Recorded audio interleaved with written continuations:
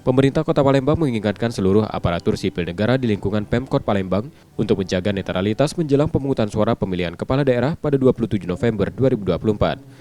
Sesuai Undang-Undang Nomor 5 Tahun 2024, ASN dilarang memihak, terlibat dalam intervensi, atau ikut serta dalam kegiatan pilkada secara langsung. Jika ada ASN yang terbukti tidak netral, Pemkot Palembang akan memberikan sanksi tegas mulai dari sanksi ringan hingga berat.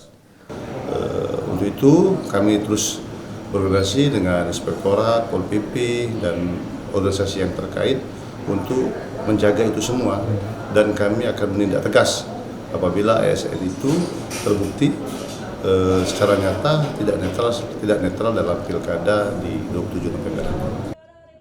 Untuk memantau netralitas ASN, Pemkot Palembang akan bekerja sama dengan Inspektorat, Satpol PP, serta organisasi terkait.